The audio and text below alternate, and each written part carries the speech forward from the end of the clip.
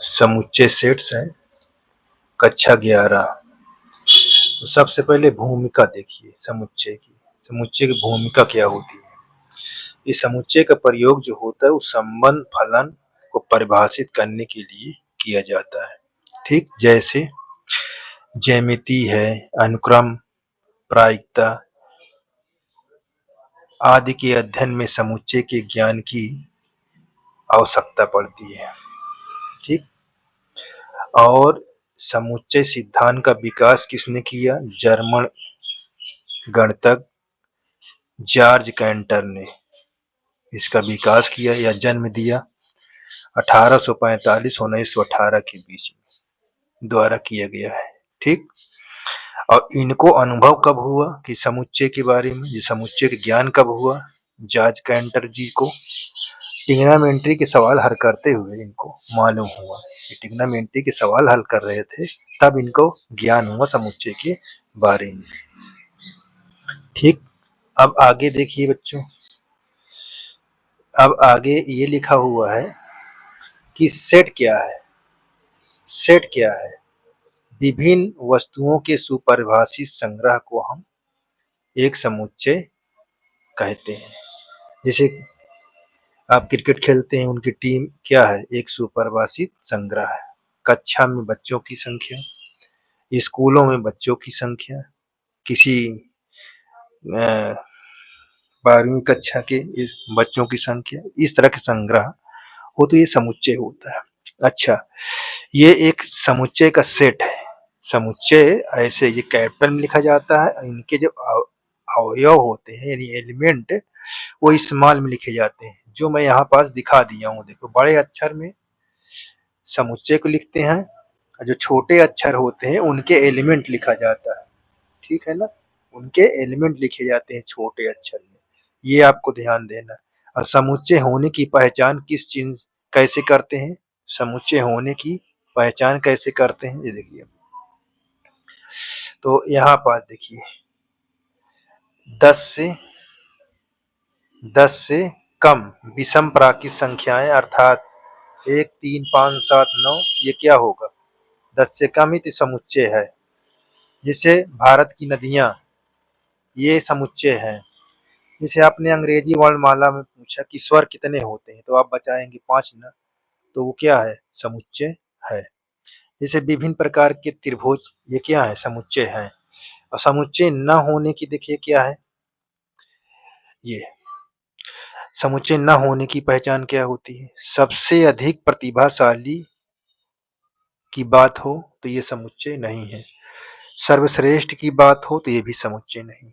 सबसे अधिक खतरनाक की बात हो तो ये भी समुच्चय नहीं। सबसे अच्छे की बात हो तो ये भी समुच्चय नहीं है। ये चीज आपको मैं दिखाई देता हूँ। अच्छा, समुच्चय का चिन्ह, समुच्चय का चिन्ह ये देखो होता है। इसको हम कैसे बोलते हैं? इसको हिंदी में आप अवयव बोलते हैं, और इसके अंग्रेजी में कैसे बोलते हैं? एलिमेंट बोलते हैं, बिलोंग टू बोलते हैं, एप्सिलॉन भी बोलते हैं। ठीक, अब इनके समुच्चय के अवयव सदैव स्वतंत्र होते हैं, ये लिखा नोट पॉइंट में। जैसे अभी देखो, स्वतंत्र की मतलब इसमें कोई ब्रैकेट नहीं लगता इनके अवयव में। जैसे अब देखो, ए के कितने लोग सदस्य? ए बी सी डी, ये ए के सदस्य हैं, तो कैसे लिखेंगे? ए बिलोंग टू ए, यानी ए इसके सदस्य है, यानी अवयव है। बी भी इसके अवयव है, सी भी इसके अवयव है, डी भी इसके अवयव है। तो इस प्रकार लिखते हैं। ठीक है, जो इसके एलिमेंट होंगे, एलिमेंट लगाकर ए लिखेंगे। ठीक है, ऐसे लिखेंगे। अच्छा, इसमें समुच्चय के न होने की चिन्ह क्या होता है? इसमें काट देते हैं, डज नॉट हो जाता है, इसको अवयव नहीं बोलते हैं। अंग्रेजी में इसे not element, not belong to, not epsilon ऐसे भी बोलते हैं। इसका चिन्ह क्या करते हैं? बीच से देखो ऐसे चिन्ह लगा देते हैं। देखिए, इसमें 1, 2, 3 में क्या ए है? नहीं है। 5 है? नहीं है। 6 है? नहीं है। 7, ये तो इस प्रकार दिखाते हैं। ठीक है ना, तो आगे देखते हैं। देखिए, तो मैंने बताया ना कि समुच्चय के जो अवयव होते हैं वो स्वतंत्र एक अवयव होते हैं। जैसे ये लिखे हुए स्वतंत्र, न इसमें कोई ब्रैकेट बंद नहीं है, खुला है, जब चाहे ये भाग सकता है। ठीक, तो ये बात का ध्यान देना है। अच्छा, समुच्चय का निरूपण कितने रूपों में किया जाता है? 2 रूपों में। Number 1, number 2। ठीक है। अब अच्छा, इसकी एक बात और ध्यान देना है। इसको समुच्चय निरूपण को सदैव मझला कोष्ठक का प्रयोग करते हैं। मझला कोष्ठक तो आप जानते हैं ना, छोटी कक्षाओं में ये पढ़ चुके हैं। ये ऐसे मझला कोष्ठक। तो देखिए, इसको दो रूपों में बांटा गया है।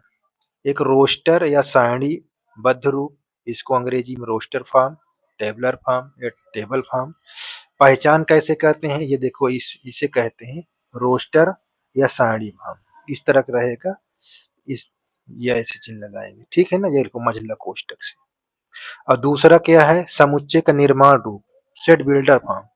इसकी पहचान कैसे करते हैं, देखिए, इस सारणी के अंदर एक्स डेट एक्स, यानी ये चिन्ह लगा रहेगा, एक्स और अनुपात के चिन्ह है, एक्स है, इस प्रकार का हो, चाहे अनुपात का हो, चाहे कोलन का चिन्ह का हो, सच डेट का हो, रेशियो का हो, जो आपकी इच्छा हो गणित की भाषा में, ठीक है ना। तो एक्स सच डेट एक्स ऐसे लिखा रहेगा तो आप समझ जाओ कि समुच्चय का निर्माण रूप में लिखा हुआ है। ये बात को खूब दिमाग पर रख लो। इस तरह दिखाई दे तो समझ जाए समुच्चय का निर्माण रूप है, ठीक है। तो ये चीज आपको देखो मैंने बता दिया। अब इस पर देखिए, यहाँ आ जाइए, ये संख्याओं के कुछ महत्वपूर्ण समुच्चय। ये देखिए, एन प्राकृत संख्याओं का समुच्चय है, जेड पूर्णांकों का समुच्चय है, क्यू कैसे पहले देखो परिमेय संख्याओं का समुच्चय है, आर के लिखा रहेगा तो वास्तविक संख्याओं का समुच्चय है, जेड प्लस लिखा रहेगा धन पूर्णांकों का समुच्चय है, और क्यू प्लस लिखा रहेगा धन परिमेय संख्याओं का समुच्चय है, आर प्लस लिखा रहेगा तो धन वास्तविक संख्याओं का समुच्चय है। अब चलते हैं आपकी एक्सरसाइज पर। आपकी एक्सरसाइज पर ये चीज को देखते हैं। तो देखिए, यहाँ पास ये क्या लिखा हुआ है, प्रश्नावली 1.1 प्रश्न संख्या, निम्नलिखित में से समुच्चय है, अपने उत्तर का उचित बताइए। तो देखिए, जे अक्षर से प्रारंभ होने वाले वर्ष के सभी महीनों का संग्रह। तो अब देखिए, जे अक्षर से क्या होता है, जून भी होता है, जून होता है, जुलाई होता है, जुलाई, ठीक, जून जुलाई, जनवरी, जनवरी आगे लिख दीजिए। अच्छा, ये ये जनवरी, ये सब क्या होते हैं, ये एक जे से स्टार्ट होने वाले हैं, और इनको हम ऐसे भी शो कर सकते हैं, यहाँ जनवरी, जून, ये जुलाई, ये समुच्चय, यानी आप इसको काउंटिंग कर सकते हैं। तो ये क्या कहा जाएगा, समुच्चय है, ये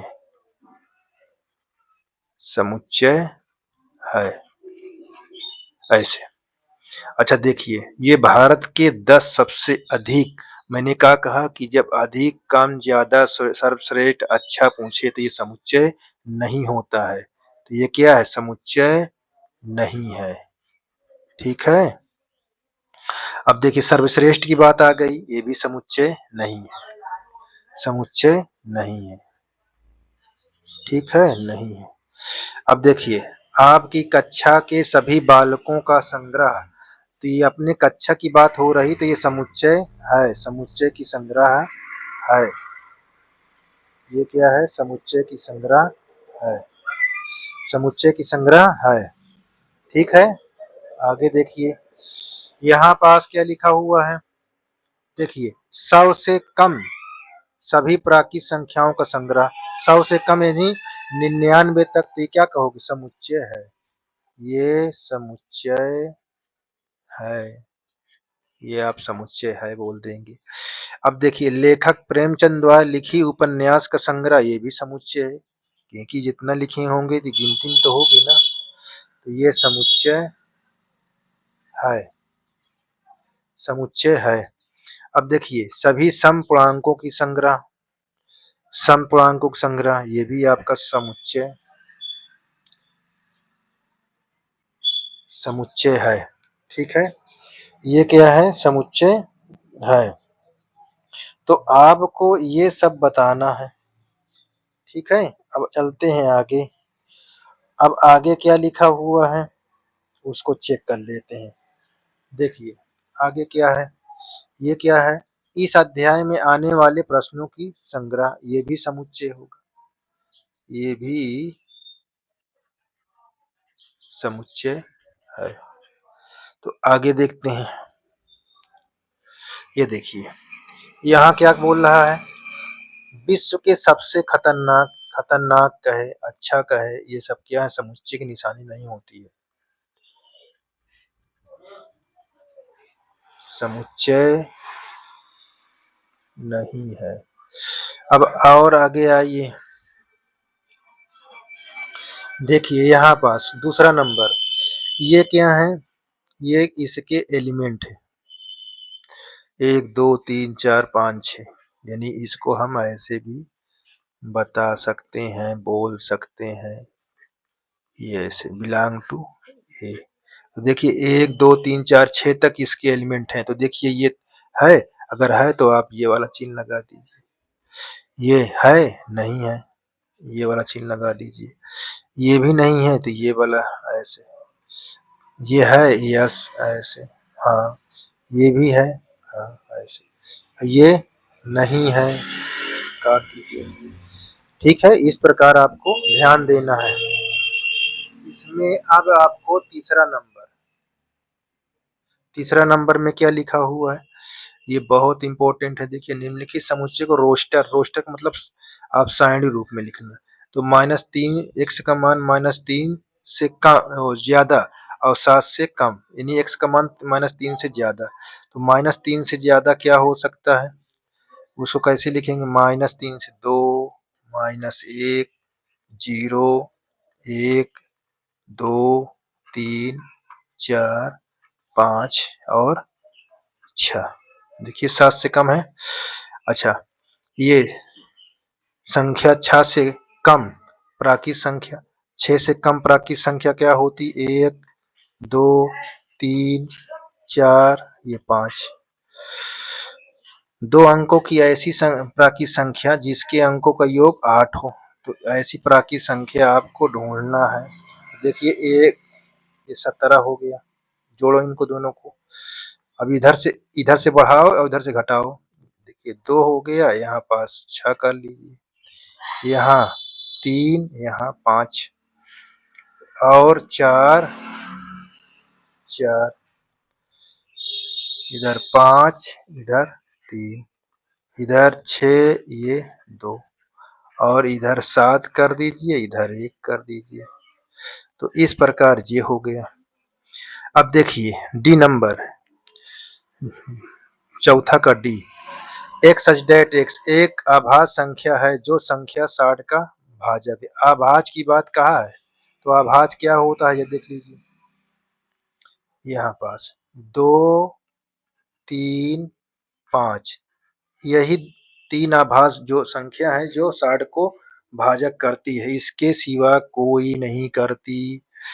अब देखिए टिग्नामेंटी शब्द का, तो टिग्नामेंटी शब्द का जब लिखेंगे तो ये ऐसे लिख लेंगे, यहाँ एक बार टी लिखेंगे, आर लिखेंगे, आई लिख दिया, ठीक, ये कामा लगाते जाइए, और जी लिख लीजिए, फिर कामा ओ एन, अब एम लिख दीजिए, दोबारा नहीं लेना है, ई लिख लीजिए, ये देखिए टी, टी तो हो चुका है, आर भी हो चुका है, वाई, ये इस प्रकार, ठीक। अब इसके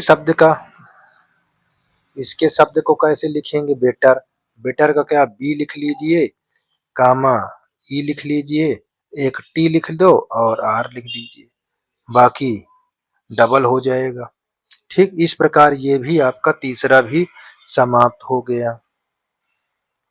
चलिए यहाँ देखते हैं, तो यहाँ आपको मैं ये दिखाता हूँ ध्यान से कि ये एक सेट है, ऐसे मान लिया कोई नहीं, देखिए 3, यहाँ 6, यहाँ 9, यहाँ 12, ठीक, ये ऐसे। अब यहाँ बात ध्यान से देखिए, 3 से 1 में इंटू है और ये 3 से 2 में इंटू है, और ये 3 से 3 में, और ये 3 से 4 में। बात को ध्यान देना। और ये सेट है, और सेट के जो एलिमेंट होते हैं वो क्या होते हैं, स्मॉल में होते हैं। तो मैं इसको स्मॉल में, क्योंकि देखो नेचुरल नंबर से यानी प्राकृत संख्या से क्या है, गुणा है, तो इसको ऐसे लिख लिया। ये ऐसे क्या बोल सकते हैं, इसको ऐसे बोल सकते हैं n बिलोंग टू, चलो इसको हम कैपिटल मान लेते हैं ताकि अभी सवाल में हमको मिलेगा। इसको हम कैपिटल एन मान देते हैं, कैपिटल एन मान देते हैं। तो अब ये कैसे होगा, ये इस तरह होगा, स्मॉल एन बिलोंग किससे करता है, कैपिटल। अब ये दिखा दिया मैंने। अब इसको लिखो कैसे, इसको आप लिखेंगे कैसे, कौन फॉर्म में लिखने को बोला है, समुच्चय का निर्माण रूप। तो निर्माण रूप में बच्चा कैसे करेंगे, तो देखिए समुच्चय का निर्माण रूप, तो आप यहाँ x सच डैट x करते हैं, यहाँ बराबर का निशान लगा दीजिए। अब प्राकृत संख्या में किससे गुणा है, 3 से, तो प्राकृत संख्या यहाँ और किस में, स्मॉल वाले n में, ठीक है ना, स्मॉल के n में गुणा है, स्मॉल के n में।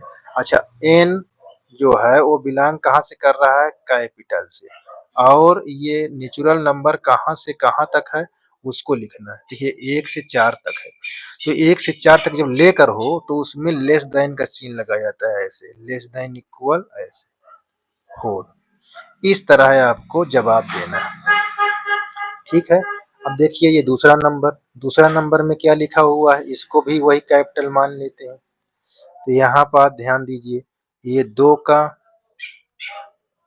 और ये 2 का घात 2, और ये 2 के घात 3, और ये 2 के घात 4, और 2 के घात 5, ठीक। तो ये क्या है, ये स्मॉल में है, हम इसको क्या कहेंगे, small N belong to capital N, ठीक है। अब इसको कैसे लिखेंगे, यहाँ पास देखिए कैसे लिखेंगे, यहाँ पास x belong to, sorry x such that, यहाँ पर देखिए जो प्राकृत संख्या है वो घात पर लगी हुई है, किसके घात पर, 2 की घात पर, तो 2 की घात पर n इस्तेमाल कर दीजिए जो ये वाला है। अब उसके बाद इसको n belong to capital N बोल दीजिए, है ना। और ये कहाँ से कहाँ तक प्राकृत संख्या है, 1 से लेकर 5 तक है, तो देखिए 1 से लेकर 5 तक, ये ऐसे, ठीक। अब आ जाइए यहाँ, इसको फिर ऐसे शो कर लीजिए। अब देखिए यहाँ उसी प्रकार 5 घात 1 हो जाएगा, 5 घात 2 तभी 25 होगा, 5 घात 3 का मतलब 125, और 5 की घात 4 को मतलब होता है 625। तो देखिए ये हमारा स्मॉल एन है, हम इसको ऐसे प्रयोग करेंगे, देखिए ऐसे, ठीक है ना। अब इसको लिखो कैसे, ये देखिए जैसे सब लिखे हुआ चले आ रहे हो, इसको आपने लिखा x belong to x, sorry such that है, मेरे बार बार निकल आ रहा है मुझ से, तो देखिए आप ऐसे लिख दीजिए 5 घात n, और n belong to capital N, और ये संख्या कहाँ तक गई है, 1 से लेकर कहाँ तक n गया है, 4 तक, कहाँ तक गया है, 4 तक, ठीक है। इस प्रकार ये हो गया।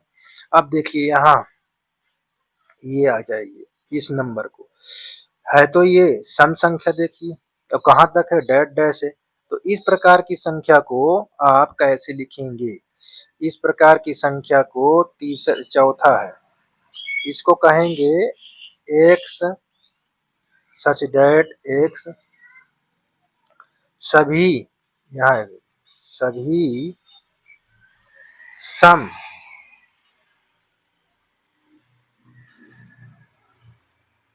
ये संख्याओं संख्याओं का समुच्चय,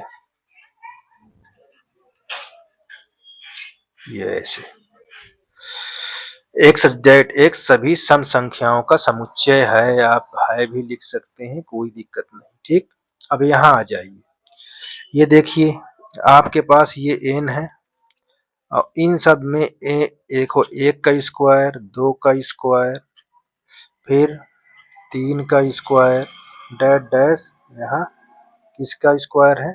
10 का। आपको ये ऐसे लिखा है। तो यहाँ देखिए ये n में आता है, तो n बिलोंग टू कैपिटल। अब इसको कैसे लिखोगे?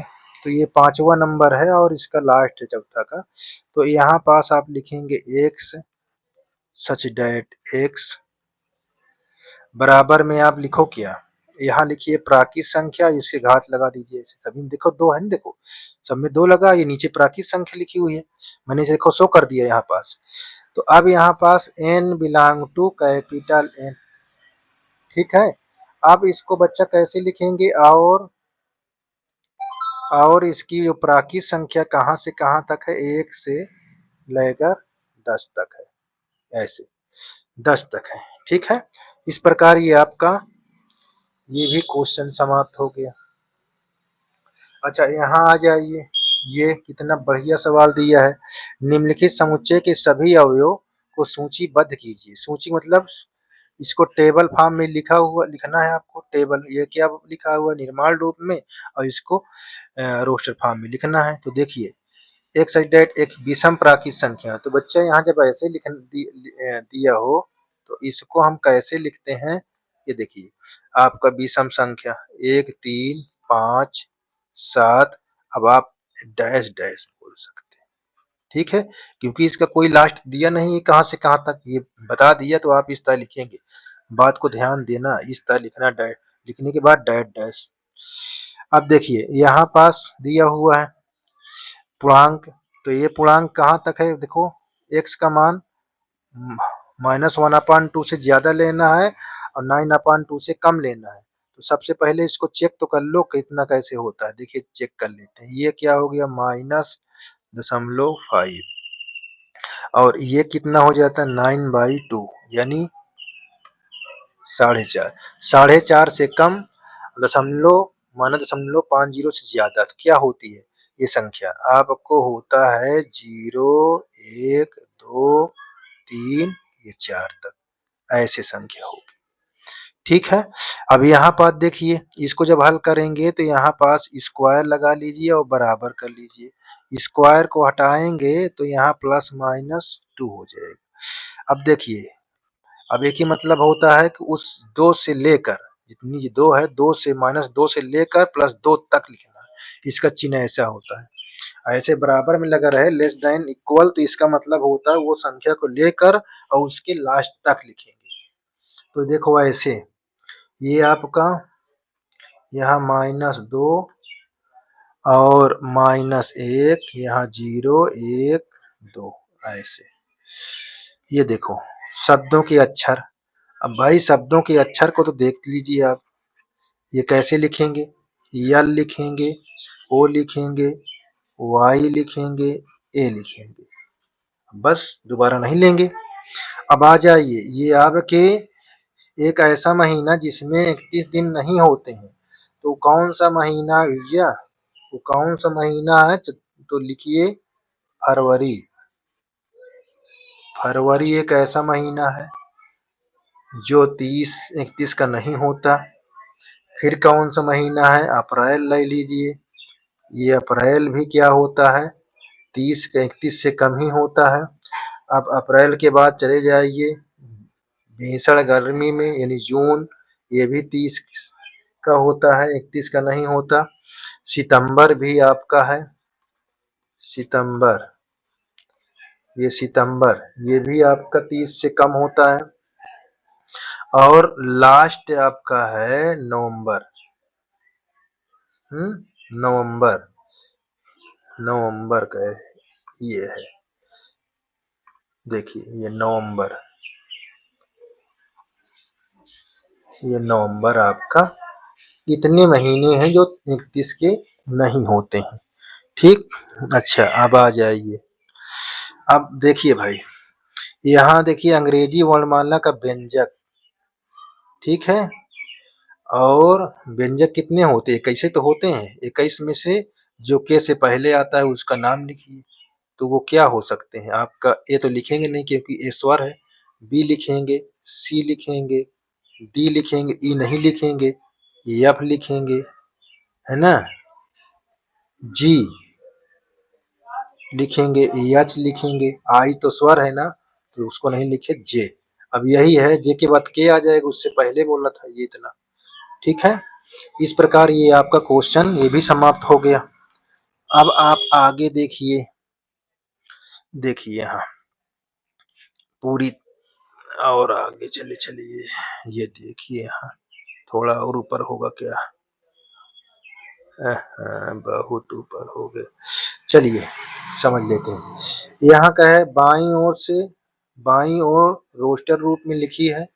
देखिए ये बाईं ओर है, ये दायां ओर है, ये बायां ये दायां, ठीक है, ये फिर बायां ये दायां, ये बायां ये दायां, ये बायां ये दायां, ये नीचे ऊपर हो गया। अगली बगली होना चाहिए था, तो मैं इसी में समझा देता हूँ, आप किताब में देख लीजिएगा। तो देखिए 1 2 3 6, 1 से 6 तक आभाज्य संख्या है का? नहीं है, ये आभाज्य संख्या है। ये 2 3 6 ये अभाज्य संख्या इसका है। अब देखिए 10 से कम ये भी नहीं है, तो इसमें आभाज्य संख्या ये पहले का नंबर का, ये देखिए आपका दूसरा इसका होगा आंसर। जो 2 3 6 है वो एक आभाज्य संख्या जो 6 का भाजक है। तो इसमें क्या लिखोगे?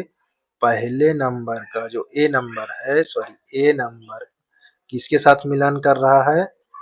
किसके साथ मिलान कर रहा है? दूसरे के साथ मिलान कर रहा है। किसके साथ मिलान कर रहा है? दूसरे के साथ। चलिए अब देखिए एक्स सच डेट एक्स संख्या 10 से कम विषम संख्या।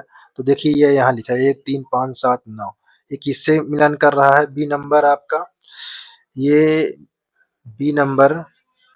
अच्छा, आप इधर से भी लिख सकते हो, ऐसे भी, नहीं तो आप घबराओगे सर जी नंबर तो इधर पड़ा था, आप ऐसे लिख दिए, तो आप ऐसे भी ये ऐसे मिला सकते, ठीक है ना, कोई दिक्कत नहीं, मिलाना है, ठीक है। अब आपके सवाल में जिस तरह लिखा है उस तरह मिलान, जैसे मैं बता दिया उसे कर लेना। तो देखिए बी नंबर ये आपका दिया है, चौथा किससे मिलान कर रहा है? चौथा आपको मिलान कर रहा है बी से, ये ऐसे चौथा बी से मिलान कर रहा है। अच्छा अब आ जाइए, एक प्राकृत संख्या जो 6 का भाजक, ये देखिए भाजक, एक प्राकृत संख्या जो 6 का भाजक है। देखिए सी नंबर किससे है? पहले से। पहले जो है पहला क्वेश्चन आपका वो किससे मिलान कर रहा है? सी से, ठीक है। अच्छा मैथमेटिक्स आ जाइए, तो आपको दिख ही रहा है साफ साफ यहाँ पास, देखिए तो ये किसका है? मैथमेटिक्स तीसरा, तीसरा मिलान कर रहा है किससे भाई? मिलान कर रहा है डी से, ये डी से मिलान कर रहा है। तो इस प्रकार ये भी आपका खत्म हो गया। आगे देखते हैं और है क्या? अच्छा समाप्त हो गया, ठीक, ये समाप्त हो गया। तो इस प्रकार आपके सारे क्वेश्चन 1.1 के हो गए हैं। इसी तरह मैं आपको बढ़िया से बताकर 1.2 भी, पहले इसकी डिफिनीशन तब एक्सरसाइज बताऊंगा। और आप लोग इसको खूब पढ़िए, एक बार दो बार चला के पढ़िए, जब आपको समझ में आ जाए तब आप हल करिए। और जब बढ़िया से दिमाग चल जाए कि हमको आने लगा है, तो आप इसको शेयर और लाइक जरूर